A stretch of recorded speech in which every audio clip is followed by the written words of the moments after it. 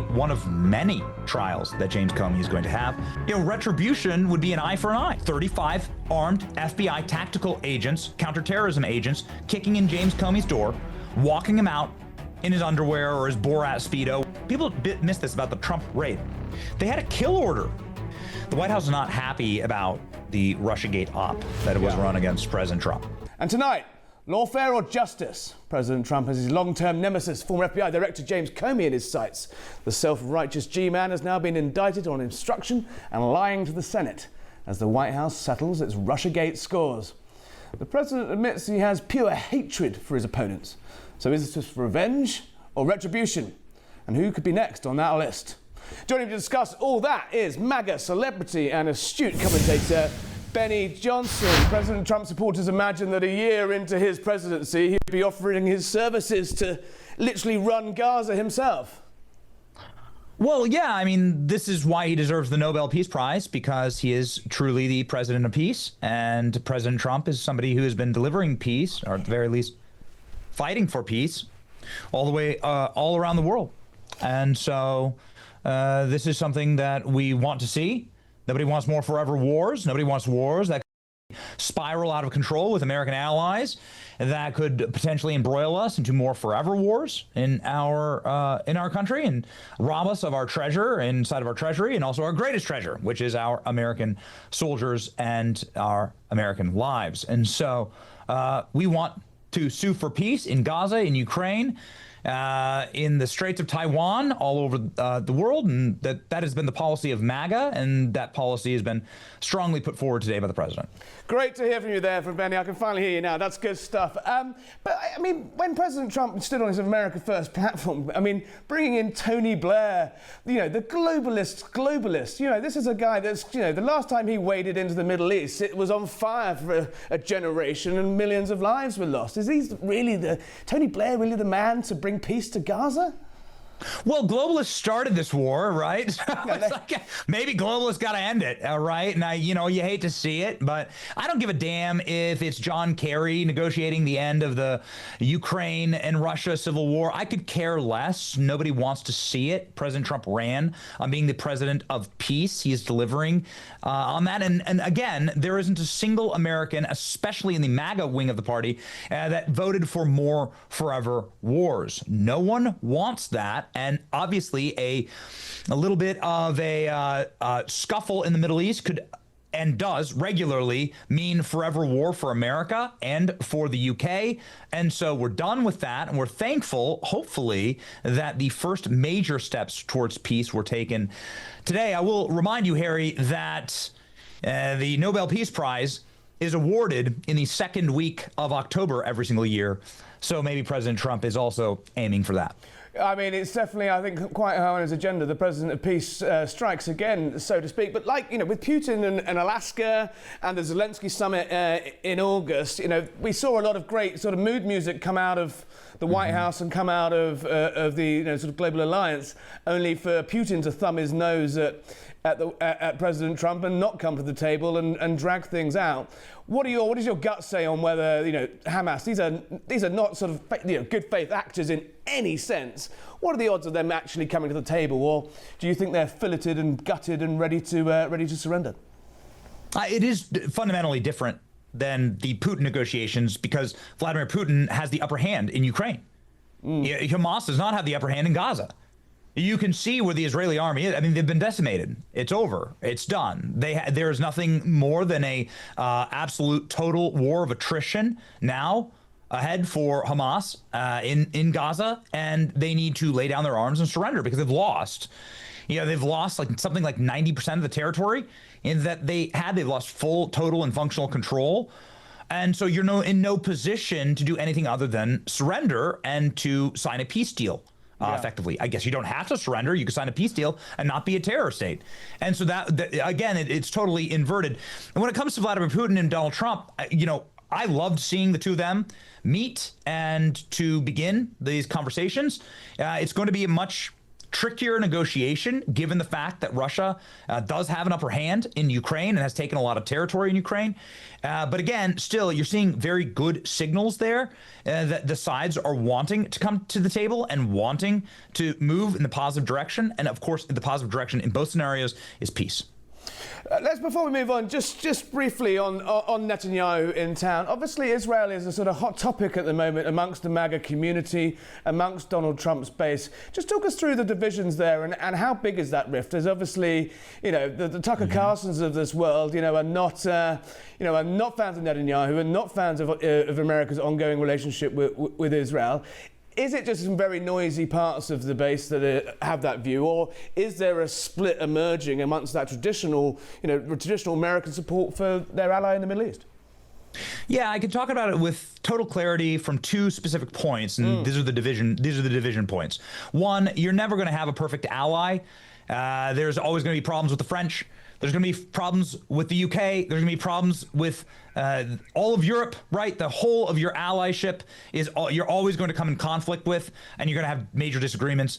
Israel is an ally of America in the Middle East, and it's something, obviously, that is going to come with frictions, as it always does with allies, and people wanting, being totally and completely self-interested. There's also an ongoing war going on, and that makes people in the MAGA base very nervous that this might escalate, right, with the bombing of Iran. I mean, this is something that is obviously could potentially spiral out of control, could lead to broader conflict, could lead to more American troops on the ground. And my God, Harry, I've lived through enough of that, right? I'm in my late 30s, and for the vast majority of my life, America has been fighting forever wars. It's hard to really think of a time when America wasn't fighting a forever war. And my brothers were going off, right, in arms, and coming back, well, just to see all the land they fought for surrendered right back to the Taliban, right, along with their boots and their trucks and their guns. And so it's like, their Humvees and their Humvees and their helicopters, exactly, and billions of pounds of aid. No, I hear you, brother. And MAGA doesn't want that. And so, again, with Israel, it's fraught because of those things, and it's fraught because of one other thing, which is that America first means America first. It means our nation first. Not Mexico, and not Canada, and not Israel, and not any country in Europe. No other allegiances other than America. And that's something that people obviously want to have as a cornerstone of our movement, that you have no other allegiance other than this nation. And that is, there's a rift there, because obviously I think that there's a lot of people that want to have, a lot of interested parties that want to put, I think, other nations before America. Yeah. And in every scenario, that's wrong. And I don't, it's wrong on the level when it comes to Israel.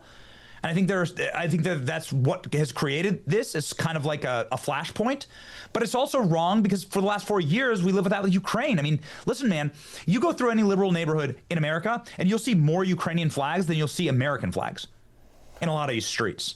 The sort of the height of Nancy Pelosi and Kamala Harris flying a Ukrainian flag inside of the well of the United States House of Representatives.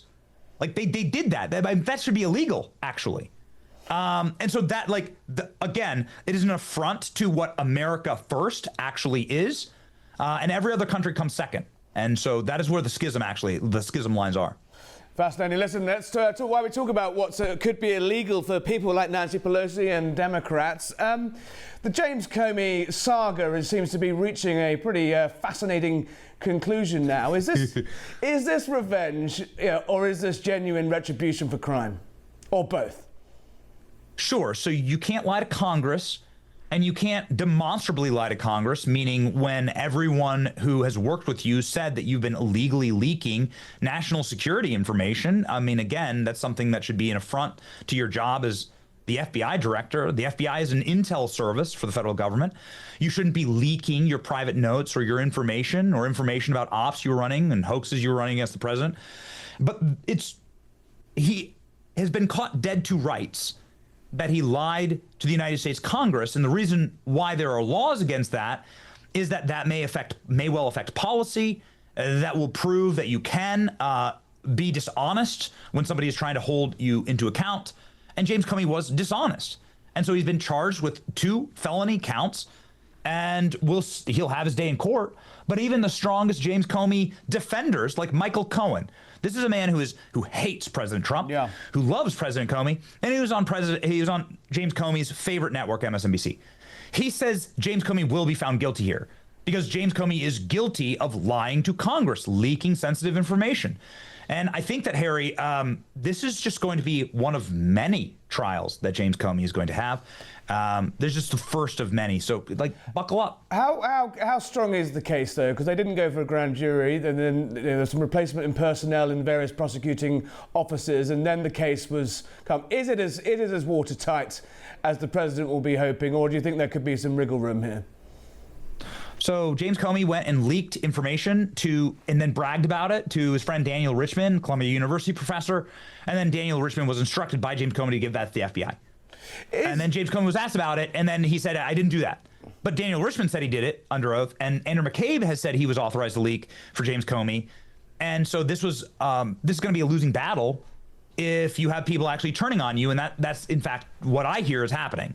That James Comey's deputies and his allies inside of the FBI have flipped, and that they are just simply saying, listen, on this issue, James Comey authorized us to leak, and that's exactly what we did. The amazing thing is that these records all exist. They're all present in the FBI today. They're all in James Comey's own hand and in his own admission. And so I just don't know how you... I just like James Comey should take a plea agreement. Quite frankly. Do you reckon that's where it ends up? Does he cuts a deal? I mean, also, if this is retribution, it's not quite the style. We saw what happened with Donald Trump. We saw what happened with Donald Trump's allies throughout the Biden term. Lawfare. Is it about sort of bogging him down in legal costs, legal bills, and if he gets found guilty at the end of it for good measure, that's great. I mean, he could have gone a lot harder. We look at Roger Stone and how many cops turned up at Roger Stone's house on exactly the same charges. Comey's being allowed to turn up to a police station at a time of his own choosing. He's not having his doors kicked in. Is this more about just sort of putting a bit of pressure on him rather than actually trying to jail him? Yeah, we've all watched Game of Thrones, right? We've all seen Arya Stark. Like, we know what actual retribution means. Right?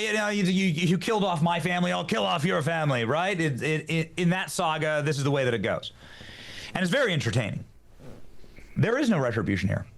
Retribution would be an eye for an eye, Old Testament style. And so in that case, it would be 35 armed FBI tactical agents, counterterrorism agents, kicking in James Comey's door, walking him out in his underwear or his Borat Speedo, whatever he wears to bed, and frog marching him in front of the world. The cameras, obviously, perhaps your cameras would be there. Maybe my cameras would be there. We'd be live streaming. It'd be the #1 live stream on Earth. And it'd be so much fun, right? They'd tip us off, have a camera ready. Let's go. That would be actual, that would be actual retribution. That would be actual revenge. Revenge would be what they did to Peter Navarro, who's like 80 years old. He's like Trump's financial advisor. They put him in leg irons on a plane. They watched the whole plane watch as Peter Navarro gets put in leg irons at the airport in public. They frog march him through the airport. This small. He's like a small man, and he's like 80 years old, and he's not a threat to anyone, and it would clearly have gone peacefully if a law-abiding person if they just asked. And then of course they raided Trump's home with a death. People miss this about the Trump raid. They had a kill order. They had a purposeful use of deadly force order from Merrick Garland, signed off on Merrick Garland. The intention there was to create a blue-on-blue nightmare where Secret Service is like, what are you doing raiding this home with guns? We're going to shoot at you. They shoot back. President Trump's teenage children are living in Mar-a-Lago along with Melania Trump. I mean, the intention there was to actually cause horrible harm to Donald Trump.